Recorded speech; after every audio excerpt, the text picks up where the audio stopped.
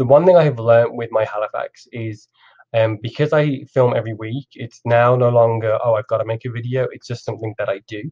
So I'm no longer thinking, well, what can I film? Because there's literally, as soon as I walk out onto the street, there's an event happening, there's a place, there's a business.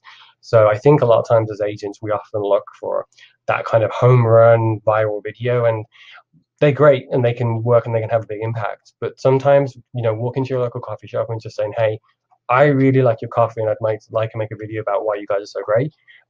Will go a lot further than that kind of home run video because you're kind of connecting with somebody on a different level.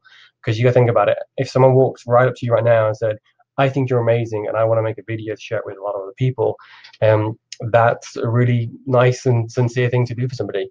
And being able to do it on such a personal level has allowed a lot more people to share and get involved and ask us like, where can I find this place or what do those people do? And it's really kind of nice to be able to do that and help other people and help the community with some of the stuff that doesn't get shown that often.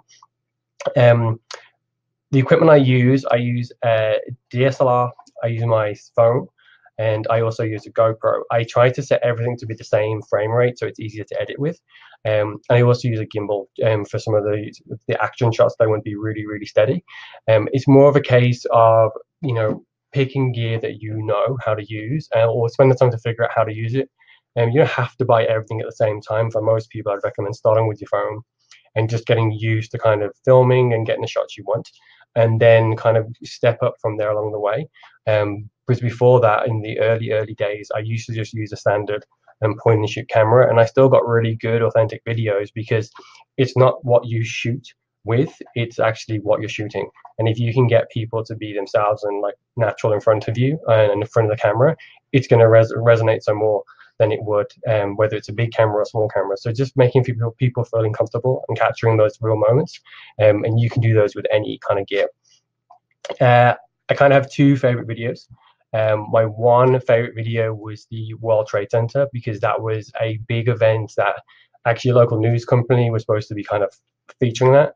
But our video, because of the way we filmed it and the people we got involved with it, outperformed it because people kind of liked that we weren't just filming the front of a building and talking about it. We were taking them in, we were showing them the different things, we were talking about the events there, and we kind of hit it on a more, this is how it's going to benefit you versus this is a building. And it was just kind of one of those ones where you kind of feel like, oh, we got this right. And like the people who were part of the convention center really appreciated it, they shared it, they liked it. And that's kind of what I always wanted with the videos. It was never about kind of having massive amounts of views. It was kind of about having those 40 people or 50 people or 100 people that watch that video engage with it, share it, and want to reach out and talk to you about it. And that's why we love doing my Halifax.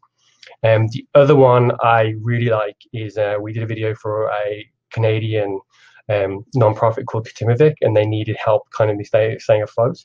And it was one of those first videos we ever did.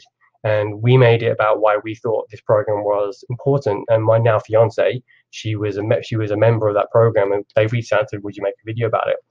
Halfway through us kind of like pushing the video once it'd been made, someone sent us a video saying, look at all the other people that have copied your video.